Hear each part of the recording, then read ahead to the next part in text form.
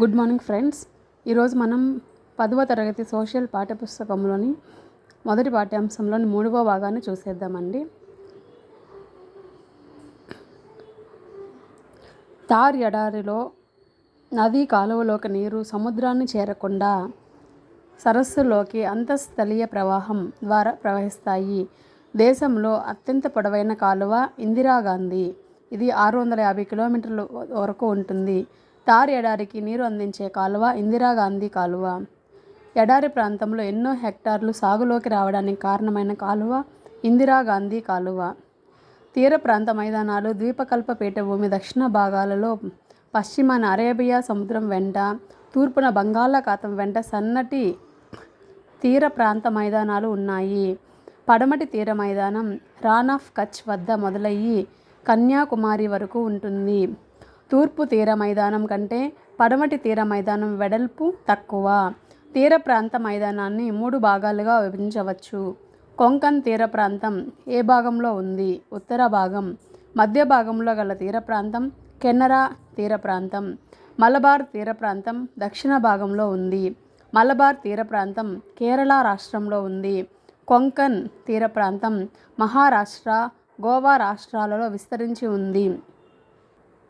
కెనరా తీర ప్రాంతంలో కర్ణాటకలో తీరం దీని కిందికి వస్తుంది. బంగాళాఖాత తీర ప్రాంత మైదానాలు వెడల్పుగా ఉండి అధిక ఉపరితలం కలిగి ఉంటాయి. బంగాళాఖాత తీర ప్రాంత మైదానాలు ఒడిశాలోని మహానది నుంచి మొదలయ్యి తమిళనాడులోని కావేరీ డెల్టా వరకు విస్తరించి ఉంది. గోదావరి, కృష్ణా, కావేరీ మహానదిలతో ఏర్పడిన మైదాన ప్రాంతం చాలా వరకు సారవంతమైనవి. ఉత్కల్ తీరం ఒడిశా, సర్కార్ తీరం ఆంధ్రప్రదేశ్, కోరమండల్ తీరం తమిళనాడు. తీర ప్రాంత మైదానంలో ముఖ్యమైన భౌగోళిక అంశాలు ఒడిశాలోని చిల్కా సరస్సు, ఆంధ్రప్రదేశ్లోని కొల్లేరు, పులికాట్ సరస్సులు. భారతదేశంలో గల ద్వీప సమూహాలు 2. అవి 1 అండమాన్ నికోబార్ దీవులు, 2 లక్షద్వీపులు. లక్షద్వీప్ దీవులు అరేబియా సముద్రంలో ఉన్నాయి. అండమాన్ నికోబార్ దీవులు బంగాళాఖాతంలో ఉన్నాయి. మయన్మార్ కొండలు అర్కన్ యోమా నుంచి మొదలుకొని సముద్రంలో మునిగిన పర్వతాలలో సముద్రం నుండి పైకి వచ్చిన శిఖర ప్రాంతాలే అండమాన్ నికోబార్ దీవులు. నార్కొండం, బారెన్ దీవులు అగ్ని పర్వతాల వల్ల ఏర్పడ్డాయి. భారతదేశ దక్షిణాది అంచు నికోబార్ దీవులోని ఇందిరా పాయింట్ దగ్గర ఉంది. 2004లో సంభవించిన సునామీలో ముంపుకి గురైనది నికోబార్ దీవులోని ఇందిరా పాయింట్. లక్షద్వీప దీవులు ప్రవాల భిత్తికలు కోరల్ నుండి ఏర్పడ్డాయి. లక్షద్వీప్ దీవుల భౌగోళిక విస్తీర్ణం 32 చదరపు కిలోమీటర్లు.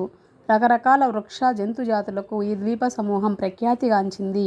లక్షద్వీపులు పగడపు గట్టు అనగా కోరల్ రీఫ్. అంతేనండి. మనం ఇప్పుడు 10వ తరగతి ఫస్ట్ లెసన్ పూర్తిగా చూసాము.